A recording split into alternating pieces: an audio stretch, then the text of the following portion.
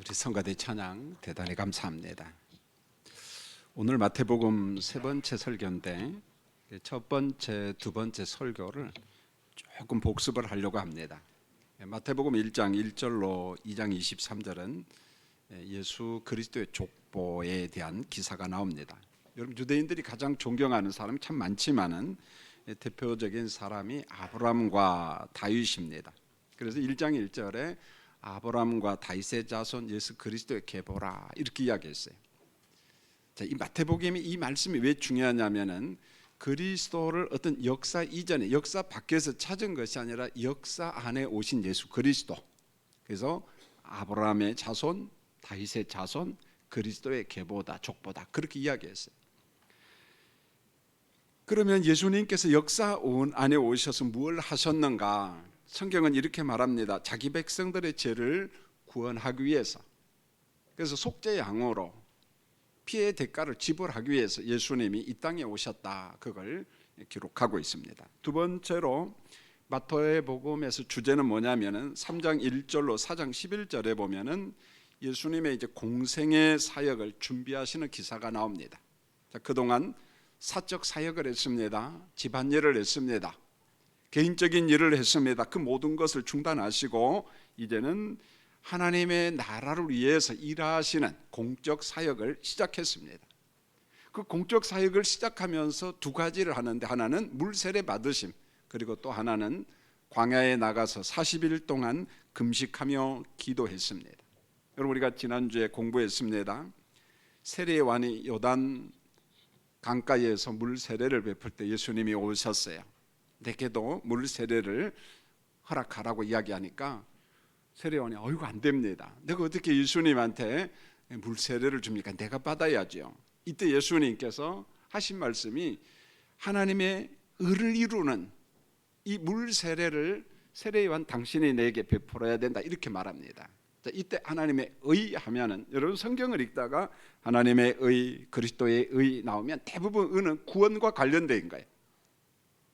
그러나 부가적인 의미도 있습니다.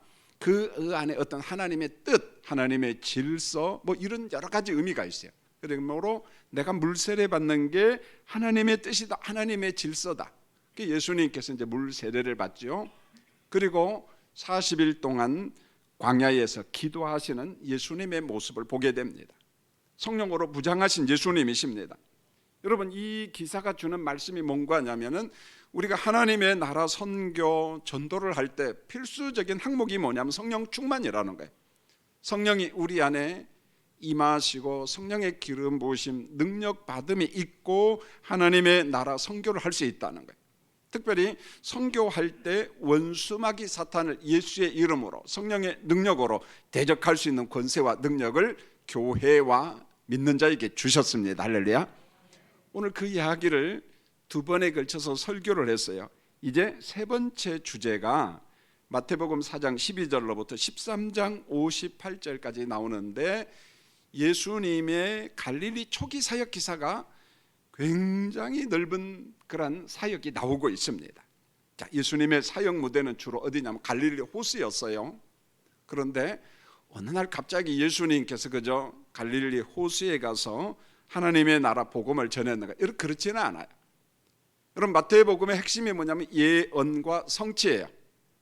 이미 구약에서 예언했습니다. 그런데 예언한 것이 신약에 와서 그대로 성취되었다, 그런 관점에서 마태복음이 기록되어 있어요. 그렇다면은 예수님이 갈릴리 사역도 이미 구약에서 예언되었다는 거잖아요. 사실입니다. 그래서 주전 700년 전에 이사야 선지자가 예수님의 사역지를 예고하는데 이사야 9장 1절로 2절 말씀해 보니까 그늘과 흑암의 땅인 스불론과 납달리 땅, 멸시받는 해변길과 요단 저쪽 이방 갈릴리에 큰 빛이신 그리스도가 오셨다. 여러분, 지중해가 있잖아요. 지도책을 보면은. 그리고 팔레스틴 땅에 갈릴리 호수가 있고 요단강이 있거든요, 보면은. 그래서 이 지중해와 갈릴리 호수 사이에 어떤 지역이 있느냐면은 오늘 이사야 선지자가 예언한 스불론 땅이 있습니다. 납달리 땅이 있습니다. 갈릴리 땅이 있습니다. 그리고 요단강 좌우의 땅, 이방인의 땅들이 있습니다. 바로 그 지역에 큰 빛이신 예수님이 오셨는데 그 지역을 성경은 이사야 선지자는 이렇게 말합니다. 흑암의 땅이다, 사망의 땅이다, 그늘진 땅이다 이렇게 말해요. 바로 그 땅에 생명 되신 메시아가 그리스도께서 오셨다. 여러분, 왜 그 지역이 사망의 땅, 그늘진 땅일까요? 왜 흑암의 땅일까요? 자, 여러분 성경의 역사를 잘 보시면은 전쟁의 역사거든요. 여러분, 이스라엘 위에 있는 막강한 나라들이 있습니다. 수리아가 있고, 여러분 역사 속에 바벨론 제국이 있었고 아수르 제국이 있었습니다. 여러분, 제국을 건설하는 사람들, 나라는 언제든지 주변 나라를 정복하려고 하는, 그래서 나름대로 남진 정책도 하고 북진, 서진, 동진 정책을 합니다. 그래서 많은 에너지, 자원을 확보하잖아요. 그래 북쪽 사람들이 늘 노리는 게 어디냐면 팔레스틴, 가나안 땅, 예루살렘 성읍입니다. 특별히 예루살렘 성읍에는 은과 금이 좀 많거든요. 보면 그 도둑놈들이 노리는 게 어디겠어요? 은금이거든요. 그리고 예루살렘을 정복하면 또 욕심을 더 내. 어디야? 야, 이왕이면 애굽 땅도 우리가 정복해버리자. 그래서 그저 아프리카까지 우리가 다 정복해버리자. 사람들이 북쪽에서 군인을 데리고 남진 정책을 합니다. 내려옵니다. 예루살렘을 정복하고 애굽을 정복하려고. 그러면 이 사람들이 어디를 걸쳐오냐면 바로 오늘 성경에 이야기한 스불론, 납달리, 갈릴리, 그 다음에 요단강 주변 땅. 여러분, 적군들이, 제국의 군인들이 이쪽 지역으로 갈 때 그냥 갑니까? 남자들은, 젊은 남자들, 건장한 남자들 짐꾼으로 다 잡아가는 거예요. 종과 노예로 잡아갑니다. 그리고 양식이 있으면, 곡식이 있으면 수탈해 가는 거예요. 빼앗아 갑니다. 여러분, 전쟁의 역사 가운데 항상 고통당하는 사람이 여성이에요. 성의 유린. 그 인간의 타락상이잖아요. 인간의 죄성입니다. 보면. 자, 이렇게 북쪽에서 갈릴리와 스불론, 납달리 지역을 통해서 예루살렘을 정복합니다. 애굽을 정복하려고 합니다. 그럼 남쪽 나라는 가만히 있나요? 여러분, 남쪽에도 그 유명한 애굽 제국이 있습니다. 여러분, 그 밑에 구스 나라가 있습니다. 애굽 옆에 보면은 리비아가 있습니다. 어느 때는 이 나라들이 연합해가지고 예루살렘을 정복해요. 그리고 조금 더 올라오면 수리아거든요. 그리고 바벨론과 아수르하고 또 한판 전쟁이 붙어요. 그럼 남쪽 사람이 올 때 어디로 가면 그 길로 오는 거예요. 스불론과 납달리와 갈릴리 지역, 요단강 이방 지역을 통해서 북쪽으로 와서 전쟁을 합니다. 그럼 남쪽 사람도 똑같아요. 건장한 남자가 있으면은 포로로 잡아갑니다. 짐꾼으로 잡아갑니다. 양식이 있으면 수탈해 갑니다. 또 인격 유린이 또 벌어집니다. 이 지역 사람들은 역사만큼이나 피곤했어요. 속된 말로 다리를 쭉 펴고 잠도 제대로 못 자는 겁니다. 이 나라 저 나라 군인들에 의해 가지고 짐꾼으로 잡혀갑니다. 이상가족이 됩니다. 양식이 수탈당합니다. 성적 유린이 있습니다. 바로 그 흑암의 땅, 그 소외된 백성들, 어둠의 땅, 그늘진 백성들에게 오늘 이사야 선지자가 예고한 대로 큰 빛 되시는 그리스도께서 이 땅에 오셨다. 메시아가 오셨다. 그리스도가 오셨다. 그런데 그리스도께서 오셔서 뭐라고 외칩니까? 회개하라. 천국이 가까이 왔다. 하나님의 나라 복음, 하나님의 희망, 하나님의 소망을 전하고 있습니다. 여러분, 우리가 이 말씀을 우리 삶에 한번 적용을 해보세요. 우리가 살고 있는 지구촌을 보세요. 대한민국 땅을 보세요. 우리 동네를 한번 보세요. 분명히 사망과 같은 땅, 어둠과 같은 땅, 그늘진 땅이 있을 겁니다. 우리가 알지 못하는 아픔을 경험하는 사람들이 있을 겁니다. 심지어는 우리 가정에도 있을 수 있어요. 집안에서 얌전합니다. 침묵 속에 살아갑니다. 그러나 그의 속에는 외로움과 고독과 갈등이 많이 있습니다. 내 인생을 어떻게 해야 될까 방황하는 사람도 있을 겁니다. 여러분, 우리는 그들에게 적절한 동정이 필요하고 복지가 필요합니다만은, 그러나 적절한 동정과 복지 가지고 그의 영혼의 문제가 해결되느냐, 사망과 그늘과 어둠의 문제가 해결되느냐, 안 된다는 거예요. 큰 빛이신 그리스도로 말미암아 그들 안에 있는 어떤 운명론, 어둠, 사망, 그늘이 완전히 박살나지 아니하면은 운명론에서 벗어나지를 못한다는 겁니다. 여러분이 오늘 이 말씀이 정말 중요해요. 오늘 우리 가정에, 아니면 내 마음속에 우리가 살고 있는 땅에 어둠의 땅이 어디 있는가, 그늘진 곳이 어디 있는가, 십자가 복음을 비출 곳이 어디 있는가 한번 곰곰이 묵상해야 돼요. 여러분 한번 캐나다 밴쿠버 가보신 분들이 있을 겁니다. 참 자연환경도 좋고 뭐 우리나라하고 비교할 수 없을 만큼 큰 땅덩어리잖아요. 그런데 거기에도 참 감출 수 없는 어둠들이 있거든요. 보면 저도 아주 오래전에 제 아내랑 한번 어느 집사님이 안내해서, 지금 생각하니까 우리 조래용 집사님 큰딸이었던 것 같아요. 그 밴쿠버에 사는데 한번 그쪽 지역을 갔었는데 깜짝 놀랐어요. 정말 얼마나 아름답습니까? 근데 거기 딱 가니까 길거리에 사람들이 막 누워있어요. 노숙자들, 저 사람들이 그냥 마약 중독자들. 어떻게 정부에서도 못한다는 거예요. 그게 차이나타운 메인 스트리트인데 얼마나 많은 사람이 땅바닥에 누워있고 마약 중독자로 살아가는지요. 기겁을 해서 깜짝 놀랐어요. 야, 이런 세상이 다 있구나. 여러분 미국에도 필라델피아라고 하는 아주 유명한 도시가 있습니다. 거기에 가면 켄싱턴 애비뉴라고 그 거리에도 보면은요, 여러분 이것은요 유튜브 들어가면 나옵니다. 필라델피아 좀비 해가지고, 아, 마약 중독이 되면 이렇게 살아가는구나. 걸음을 제대로 못 걸어요. 도무지 인간 같지가 않습니다. 사람 같지가 않아요. 말 그대로 죽음의 도시입니다.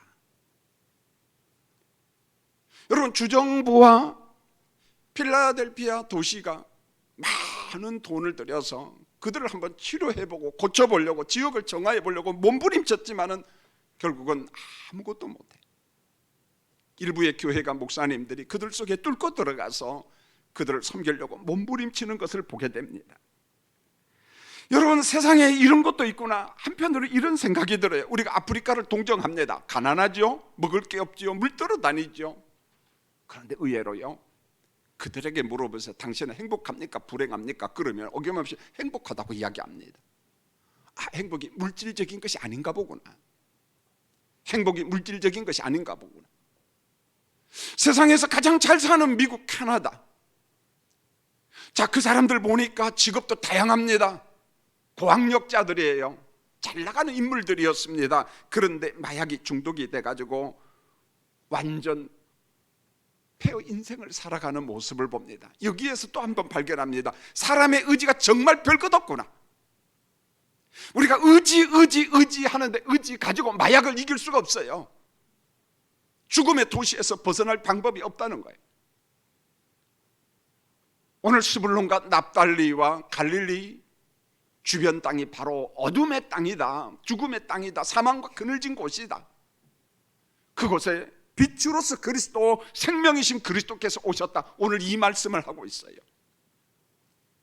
자, 우리 인생 속에 찾아온 죽음과 같은 환경을 어떻게 극복할 것인가? 단순한 동정 가지고 되지도 아니요, 복지로도 되지 않습니다. 내 의지만 가지고도 안 된다는 거예요. 생명 되신 그리스도께서 우리 안에 들어올 때 가능하다는 거예요. 여러분 우리 경기노예도요, 알코올 중독자 치료하시는 목사님이 계셔. 지금 정년퇴직했지만은 후임자를 찾지 못해서 참 힘들게 하다가 통합 측에 목사님이 거기 출신이 있더라고요. 그래서 그분이 이렇게 오는 걸로 하고, 통합 측 목사니까 우리 교단 목사가 되려면 편목을 해야죠. 대학원 편입을 해서 공부를 다시 해야 되는데, 이야기를 들었어요. 지금 한 5, 60명이 있는데 중증 알코올 중독자니까 이미 병원서 다 포기했습니다. 마지막 거기에 오는 거예요. 최소 6개월 동안 버티고 견뎌야 되는데, 근데 그걸 넘기가 정말 어렵다는 거예요. 아, 그렇구나. 마약이 됐든 알코올이 됐든 뭐가 됐든 중독이 되면은 거기서 벗어난다는 게 참 어렵구나. 결국은 우리 한일권 목사님 눈이 맹인입니다. 원래는 맹인이 아니었어요. 이게 외대를 나왔어요. 그리고 종신대 신학대학원을 나왔는데요. 그리고 하나님의 부르심을 받아서 그런 중독자 사역을 하는데 결국은 십자가밖에 없다는 거예요. 그들이 성령의 불 가운데 들어갈 때, 성령이 그들의 의지를 잡아줄 때 거기에서 벗어날 수 있다라고 간증하는 것을 봤습니다. 이게 바로 복음이고 이게 능력이고 이게 십자가의 권세입니다. 어둠과 같은 환경, 그늘진 우리의 심령, 그늘진 환경을 십자가 복음으로 회복할 수 있음을 오늘 말씀하고 있는 거예요. 여러분, 마태복음 4장 12절이 아주 중요한 것은요, 이 세례 요한의 감옥 들어감에 대한 기사가 나옵니다. 저는 이것을 세례 요한의 구속사의 어떤 퇴장, 사역을 마쳤다, 사명을 잘 마쳤다, 이제 그렇게 보는데요. 여러분, 마태복음 4장 12절에 보세요. 예수님께서 소식을 들었습니다. 세례 요한이 잡혔다. 그리고 감옥에 들어간 소식입니다. 여러분, 세례 요한이 왜 감옥에 간 줄 아세요? 그 당시에 헤롯이라고 하는 왕이 있었는데 자기 권력을 이용해서 자기 이복 동생 빌립이라고 하는 이복 동생이 있었어요. 근데 빌립의 아내가 헤로디아입니다. 그 아내를 취한 거예요. 동생의 아내를 빼앗은 겁니다. 이게 왜 문제입니까? 율법에 위반되는 거잖아요. 여러분, 가나안 땅, 이스라엘 땅은 하나님의 거룩한 땅입니다. 하나님의 거룩한 땅에서 하나님의 율법을 위반하다니, 그가 왕일지라도 세례 요한이 지적을 합니다. 그건 죄다. 세례 요한이 지적을 하니까 왕도 기분 나빴겠지요. 저 사람 감옥에 쳐넣어라. 감옥에 들어간 겁니다. 그리고 목을 자른 거예요. 참수형이 있잖아요. 순교자가 된 겁니다. 여러분, 세례 요한이 순교자였어요. 그리스도의 가이드 나팔수였어요. 소리꾼이었어요. 오래 살지는 않았습니다. 그러나 세례 요한의 감옥 들어감과 세례 요한의 순교자 죽음은 사명을 완성한 사건입니다. 하나님의 구속 역사가 있잖아요. 그 구속 역사 중에 세례 요한의 자기 역할이 있는데 자기 역할, 자기 사역, 그것을 마감하고 퇴장한 겁니다. 저는 그것을 퇴장이라는 표현을 쓴 겁니다. 왜요? 그리스도께서 오시기 때문에. 그런데 세례 요한과 같은 사명을 예수님도 감당하고 사도 바울도 감당하고 전 여러분도, 그리고 여기 김 목사도 감당한다고 믿습니다. 여러분, 예수님의 사역을 보세요. 공생의 사역을 다 마치고 이제 십자가에서 대속의 피를 흘리십니다. 속죄양이 되셨어요. 마지막 십자가에서 예수께서 다시 크게 소리 지르시고 영혼이 떠나시더라, 이렇게 말합니다. 율법 아래 오셔서 죄삭선 사망이라고 하는 그 저주의 문제, 죽음의 문제를 십자가상에서 그리스도께서 다 완성하셨어요. 이루셨습니다. 사명을 다 감당하셨습니다. 그리고 예수님께서 다 이루시고 십자가에서 죽으신 겁니다. 하나님의 계획대로 예수님도 구속사역을 감당하신 거예요. 여러분, 바울 사도를 보실까요? 마지막 그의 편지 기사가 디모데후서 4장 6절로 7절에 나옵니다. 아들과 같은 디모데 목사님한테 편지를 보내는데 이 편지 보내고 얼마 후 채 6개월이 안 돼요.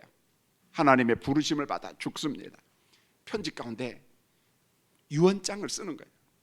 아들 디모데야, 나의 떠날 시각이 가까웠다. 이제 내가 죽음이 눈앞에 왔다.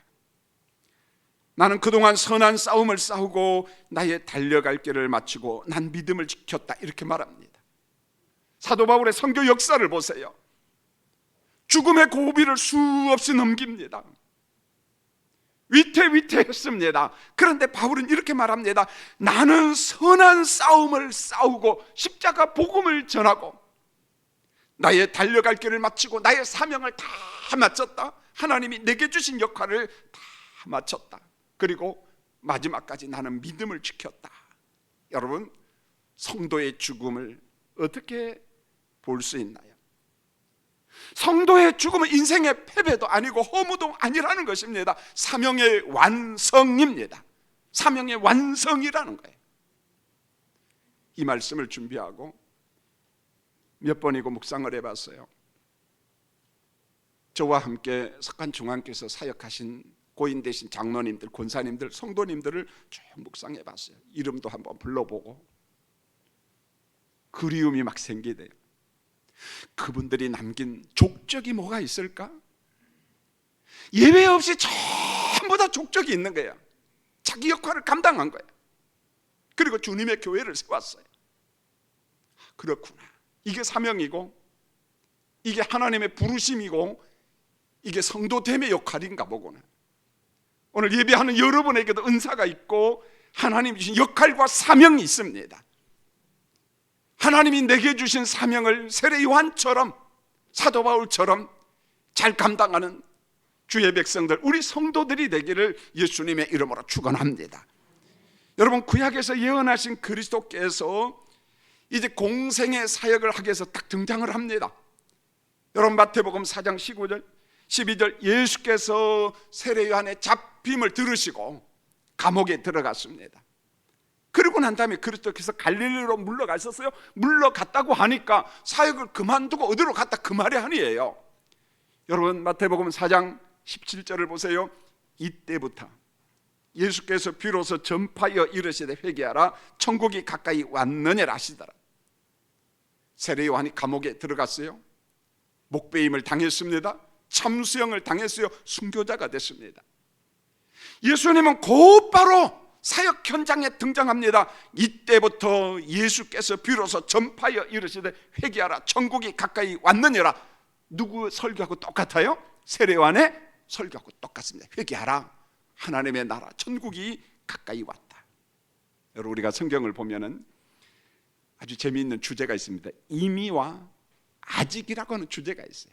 이 참 평신도들이 머릿속에 각인시키는 참 중요한 단어 같아요. 이미, 아직. 여러분, 이런 말입니다. 이미는 예수님과 함께 하나님의 나라가 이 땅에 왔다. 이 땅에 왔다. 그러면은 하나님의 나라가 이 땅에 왔다는 증거가 뭐냐는 거예요. 여러분, 많은 증거가 있습니다. 하나님의 나라가 이 땅에 왔다는 확실한 증거가 여러분 자신이에요. 내가 구원받았다는 거예요. 내가 예수 믿는다는 거예요. 내가 은혜 받고 있다는 것입니다. 그리고 지상에 주님의 교회가 세워졌다는 거예요. 이게 증거입니다. 성령이 역사하시고 그로 인하여 여러분 믿게 하시고 거듭나게 하시고 지금 예배드리잖아요.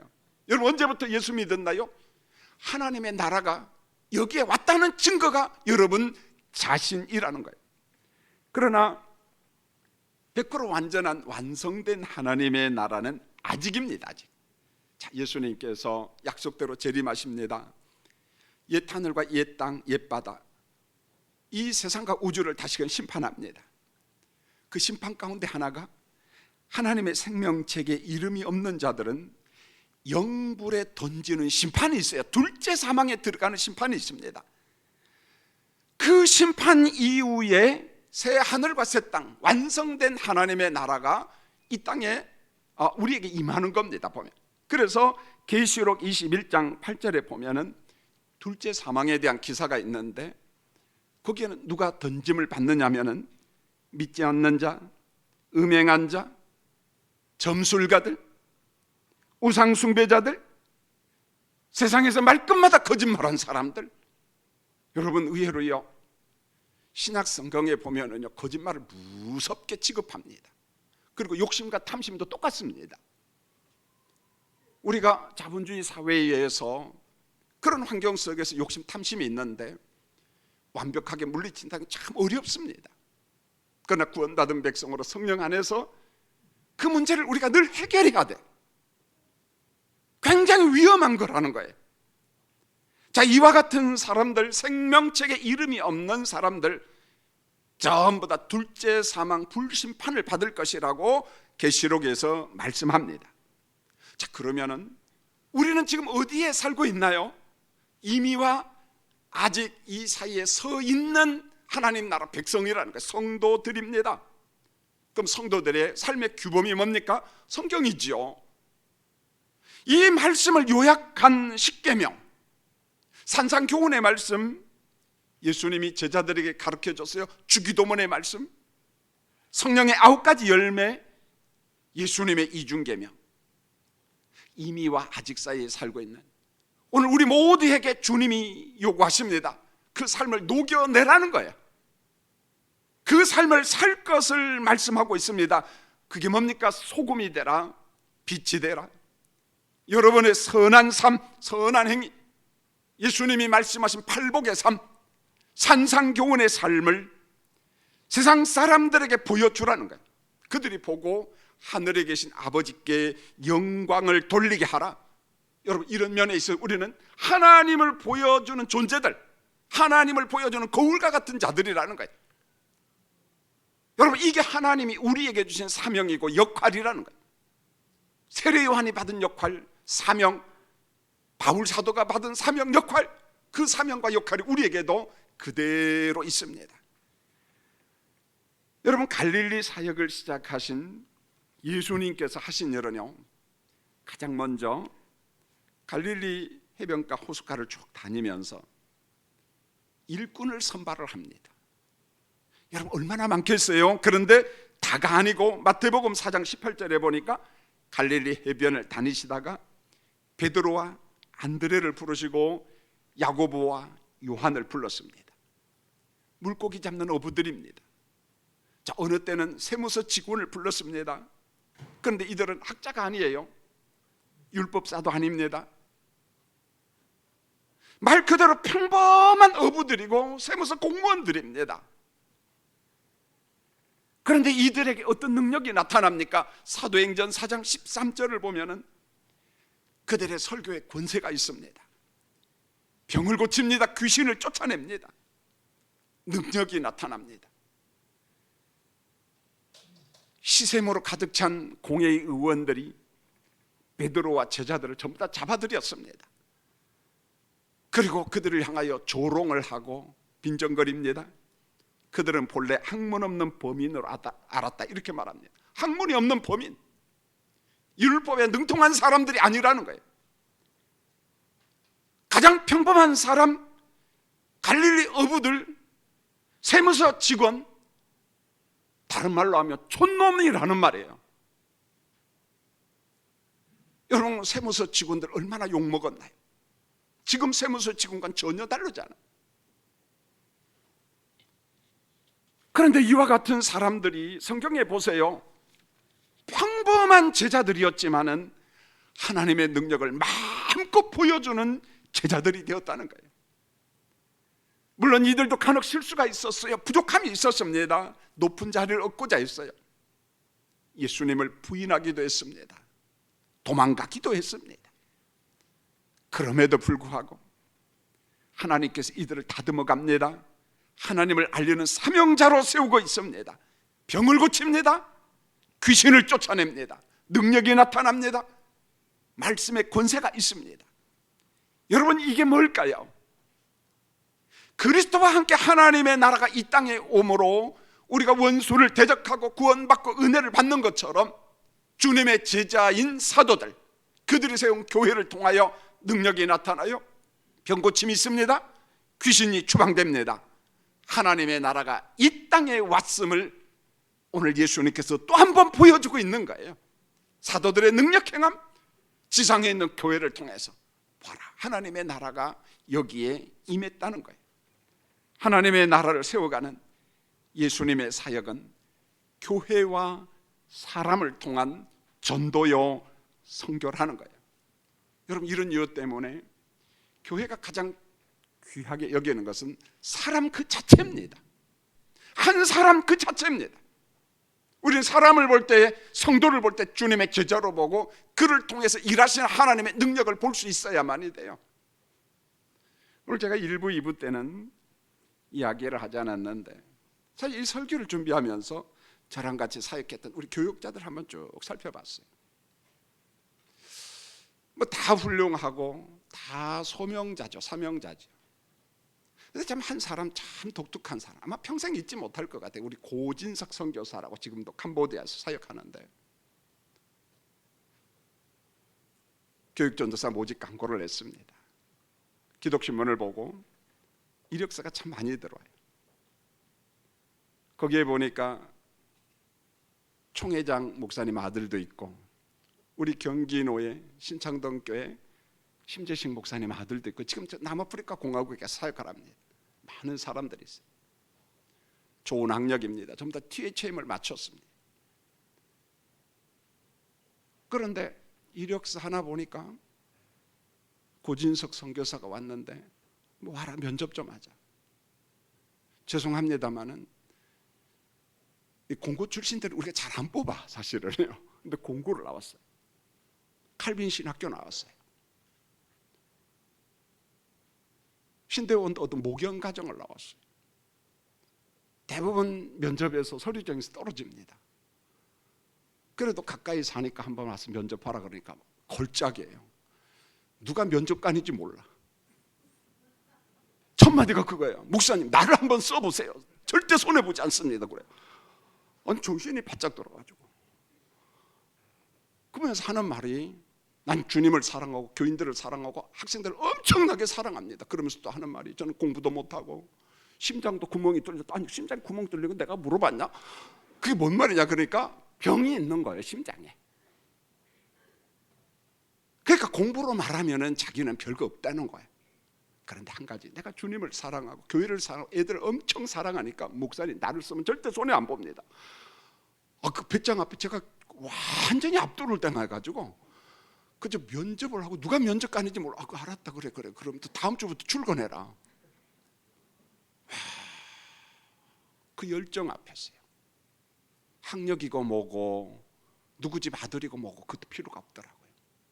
그것은 저만 경험한 게 우리 교인들이 경험하고 애들이 경험하고 우리 장로님들이 경험했어요. 아마 우리 교회 역사상 당회하면서 유년부 예산을 갖다가 증액하고 또 증액하고 또 증액한 그 사람 한 명밖에 없었을 겁니다. 예산 다 써버렸거든. 돈이 없어. 왜 자꾸 부흥하니까.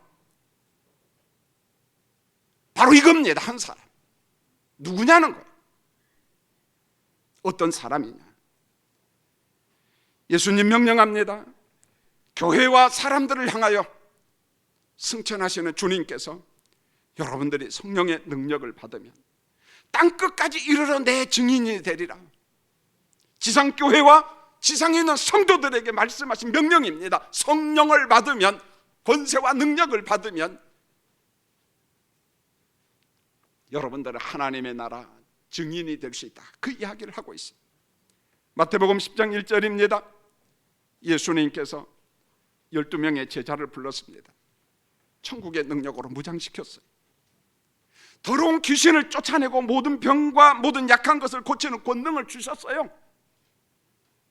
마태복음 10장 5절로 8절 예수님께서 명한 1차 전도 지역은 의외로요 동족의 복음화였어요.